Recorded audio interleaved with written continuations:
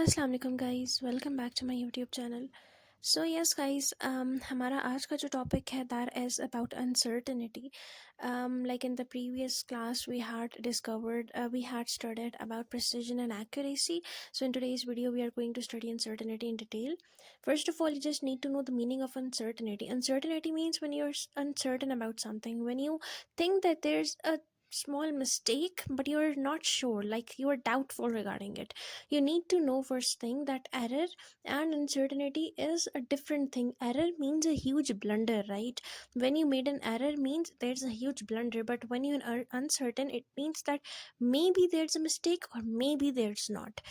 So error का हम देख लेते हैं। एरर का हमारे पास जो फॉर्मूला होता है वो होता है error is equals to observed value minus true value. For example, मैंने एक लेंथ मेजर की और मैंने जो उसकी ऑब्जर्व वैल्यू थी मैंने वो 50 मीटर्स देखी, और मेरे पास जो ट्रू वैल्यू आनी चाहिए 55 मीटर्स है। मतलब ये है कि 5 मीटर्स का मेरे पास एरर है। क्योंकि अब देखें, ये तो एक सीधा सीधा एरर है, there is a huge blunder. मैंने कैलकुलेशन करते हुए गलती की है, 5 मीटर्स की गलती की है। It means that is an error. I am not, it is not something I am very uncertain about, it's something that the error is present right there. सही है। अब एरर्स हमारे पास 3 टाइप्स के होते हैं, that is about personal error, systematic error and random error. Personal error क्या होता है? Personal error is when some sort of error is done by the person. सही है। फॉर एग्जाम्पल, वो पर्सन जो है वो कोई लेंथ कैलकुलेट कर रहा था और करते करते उसका हाथ हिल गया, so it's a personal error. Systematic error जो सिस्टम का एरर, जैसे हमारे पास ज़ीरो एरर होता है। हमने ज़ीरो एरर कैलकुलेट नहीं किया और उससे पहले ही मैंने उसी इंस्ट्रूमेंट से लेंथ मेजर कर ली, तो सिस्टमैटिक एरर है। रैंडम एरर जो एटमॉस्फेयर से मेरे पास एरर हो रहा है, फॉर एग्जाम्पल टेम्परेचर अफेक्ट कर रहा है, विंडी डे है तो वो इफेक्ट कर रहा है। तो इस किस्म की जो चीज़ें हैं वो हमारे पास रैंडम एरर के अंदर काउंट होंगी। Personal error that is done by the person, systematic error that is done by the system, for example zero error, and random error that is done by the atmospheric conditions, for example either wind, heavy snowstorm, or sort of like high temperatures, क्योंकि ये सारी चीज़ें indirectly हमारी calculations को affect करती है। तो हमारे पास ये होता है एरर। दूसरी चीज़ होती है हमारे पास अनसर्टेनिटी। अनसर्टेनिटी होती है when you are a little bit doubtful about something, you are not sure, you are doubtful about something. So let's discuss its definition first. It is that uncertainty is the range of possible values in which our true value lies. अब uncertainty क्या होता है कि हमारे पास uncertainty में एक range होती है और हमें ये पता होता है हमारी जो ट्रू वैल्यू है it must be in between that range. For example, जो मैंने आप लोगों को पीछे एरर की एग्जाम्पल दी थी वही मैं लिख लेती हूँ। 50 मीटर से 55 मीटर्स के दरमियान में मेरा कोई जो है वो एग्जैक्ट वैल्यू है, दैट इज सही है। मेरे पास 50 to 55 इज माई रेंज और मुझे ये पता है कि मेरी जो true value it must be between these two digits, right? It can be 50, it can be 51, it can be 52, it can be 53, it can be 54 and it can be 55। like इनमें से कोई भी वैल्यू हो सकती है, क्योंकि uncertainty में there is always a range, right? An error, when I have given you the formula, that is observed value minus true value, हमारे पास जो आंसर होगा हमारे पास वो फॉर्मूला लगाने से हमें एरर पता चलेगा। लेकिन अनसर्टेनिटी में you can't give that you are this person uncertain, no, you have to give a range and आपको ये पता होगा कि उस रेंज में आपके पास जो ट्रू वैल्यू है वो क्या होगी। The state of having limited knowledge, doubt, or imperfect information regarding future outcomes, measurements, or current situation. Uncertainty में क्या होता है कि आपके पास किसी भी चीज़ के बारे में थोड़ी सी कम नॉलेज होती है। You sometimes get doubtful, you sometimes get imperfect information regarding your future outcomes, right?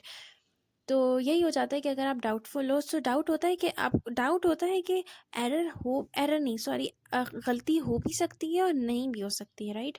तो इसीलिए उसको हम अनसर्टेनिटी कहते हैं। Uncertainty is not error, guys, इसको कंफ्यूज मत करना, मैंने आप लोगों को इसलिए इसका डिफरेंस दिया है।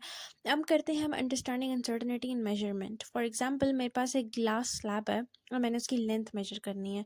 उस पूरे ग्लास स्लैब की लेंथ जो है 37.5 सेंटीमीटर्स है, तो मैं क्या कहूँगी कि उसकी वन एंड की लेंथ 20.5 सेंटीमीटर्स है और दूसरी एंड की लेंथ 58.0 सेंटीमीटर्स है। तो मैं कहूँगी उसकी लेंथ को मैं मेजर अप कर माइनस कर लूँगी, so it would be like 58.0 -20.5 centimetre, so it would be like 37.5 centimetres. अब मुझे ये पता चल गया जो मेरी पूरी क्लास लैब की लेंथ है दैट इज़ 37.5 सेंटीमीटर्स।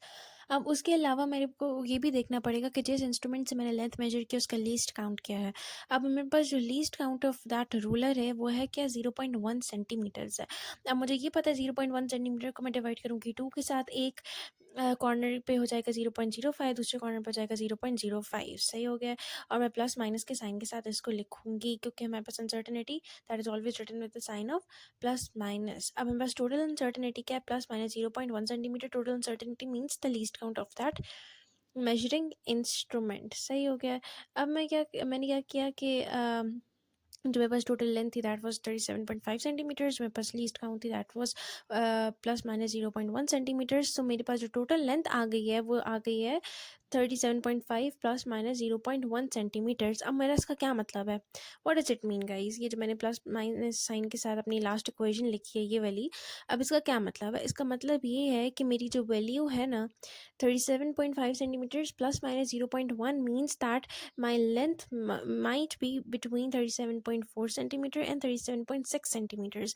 मेरी जो लेंथ की रेंज है ना वो यही है। वो कैसे मुझे पता चली होगी, मैंने क्या किया है, मैंने 37.5 सेंटीमीटर्स के अंदर प्लस माइनस 0.1 किया ना, इसका मतलब ये है कि मैंने 37.5 सेंटीमीटर्स प्लस 0.1 किया है और मैंने 37.5 सेंटीमीटर्स माइनस 0.1 किया। देखिए मैं आप लोगों को लिख कर दिखा रही हूँ, मैंने इसका मतलब है मैंने प्लस भी किया है और मैंने माइनस भी किया है। और इन दोनों को प्लस माइनस करने के बाद एक अब वैल्यू मेरे पास आएगी 37.4 सेंटीमीटर्स की और दूसरी वैल्यू मेरे पास आएगी 37.6 सेंटीमीटर्स की। अब इसका क्या मतलब है कि मैंने आप लोगों को रेंज दे दी ना गाइस, इस रेंज के बीच में मेरा आंसर है। So this range is when you are uncertain about something, right?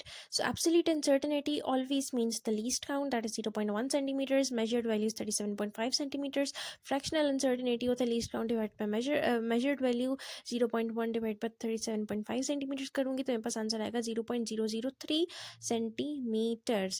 Fractional uncertainty का फॉर्मूला मैं आप लोगों को यहाँ पे लिख देती हूँ। Fractional uncertainty means least count को हम एब्सोल्यूट अनसर्टेनिटी भी कहते हैं, सही है ना। Least count divided bye measured value. Measured value जो आप लोगों ने सबसे पहले पूरे ग्लास स्लैब की जो लेंथ मेजर की थी उसकी बात हो रही है, ये नहीं कि एक कॉर्नर की नहीं, the total measured value of that glass slab. तो यहाँ पे हमारे पास ये चीज़ आ गई है। और हमें ये बात भी पता होना चाहिए कि जितना छोटा हमारे पास अनसर्टेनिटी होगा ना उतनी ही हमारे पास जो हमारे पास जो मेजरमेंट होगी ना उतनी एक्यूरेट होगी। जितना कम लीस्ट काउंट उतना ज़्यादा रिलायबल वो इंस्ट्रूमेंट होता है ना। इसी तरह जितनी कम अनसर्टेनिटी उतना ही ज़्यादा हमारे पास मेजरमेंट का एक्यूरेट होने के उतने ज़्यादा चांसेस होते हैं। यस गाइज, अब यहाँ पे कुछ की कॉन्सेप्ट्स हैं that you need to remember कि वो ये क्या है, एब्सोल्यूट अनसर्टेनिटी जो होता है वो हमारे पास लीस्ट काउंट होता है। मैंने आप लोगों को पहले बता दिया था, ये कुछ इंपॉर्टेंट कॉन्सेप्ट्स हैं इसलिए मैंने को अलग स्लाइड पे लिखा है कि एब्सोल्यूट अनसर्टेनिटी जो होता है that is the least count of any instrument, सही हो गया है।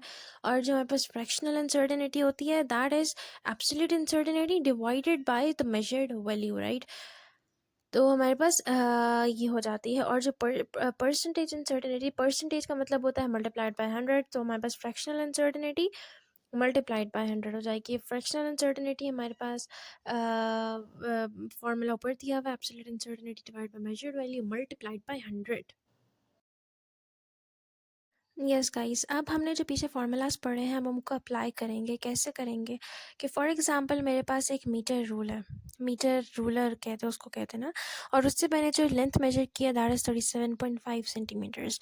और उसी रूलर की मेरे पास जो लीस्ट काउंट है that is 0.1 centimetres, right. Yes, अब यहाँ मैंने सॉरी परसेंटेज लिख दिया था। हमारे पास लीस्ट काउंट हमेशा मीटर या सेंटीमीटर में होता है तो यहाँ पर सेंटीमीटर आएगा। अब सबसे पहले मैंने एब्सोल्यूट अनसर्टेनिटी देखनी। एब्सोल्यूट अनसर्टेनिटी मैं आप लोगों को बताया कि absolute uncertainty is always be the least count of that measuring instrument. तो हमारे पास यहाँ पर जो एब्सोल्यूट अनसर्टेनिटी है दैट इज 0.1 सेंटीमीटर्स, राइट। और अब मेरे पास दूसरी चीज़ जो होती है वो होती है फ्रैक्शनल अनसर्टेनिटी। और फ्रैक्शनल अनसर्टेनिटी का मैंने आप लोगों को फॉर्मूला बता दिया था कि least count divided by the measured value, right. Fractional uncertainty is equals to least count, sorry, least count divided by the measured value. अब यहाँ पे मेरे पास जो लीस्ट काउंट है that is 0.1 centimetres, and the measured value is like the 37.5 centimetres. तो मैं simply 0.1 divided by 37.5 centimetres करूँगी, तो मेरे पास आंसर 2.7 इंटू 10 एक्सपोनेंट -3 सेंटीमीटर्स। अब मेरे पास जो फ्रैक्शनल अनसर्टेनिटी आ गया है वो 2.7 मल्टीप्लाई बाय 10 एक्सपोनेंट -3 सेंटीमीटर्स आ गया है। अब मैंने उसी अगर फ्रैक्शनल अनसर्टेनिटी का मैंने परसेंटेज अनसर्टेनिटी निकालना है, so simple I just need to multiply this value by 100, तो मेरे पास मेरा फ्रैक्शनल अनसर्टेनिटी आ जाएगा। सो यस गाइज, ये आज हमारे पास अनसर्टेनिटी का टॉपिक आ गया। अगर आप लोगों को थोड़ी सी भी कन्फ्यूजन हो रही होगी किसी भी चीज़ में, तो आप लोग मुझे कमेंट्स में ज़रूर बताइएगा। मैं आप लोगों को ज़रूर हेल्प करूँगी, आप लोगों को ज़रूर टाइम पे इंशाल्लाह रिप्लाई करूँगी। So this is all for today. I hope आप लोगों को सब चीज़ें समझ आ गई होंगी। अगला हमारे पास टॉपिक बहुत इंपॉर्टेंट है, जिसमें हम लोगों ने अनसर्टेनिटी के वो पढ़ने हैं कि हम पावर की अनसर्टेनिटी कैसे निकालेंगे, और addition subtraction, that is the most important topic. So I will see you all tomorrow, inshallah. Allah Hafiz.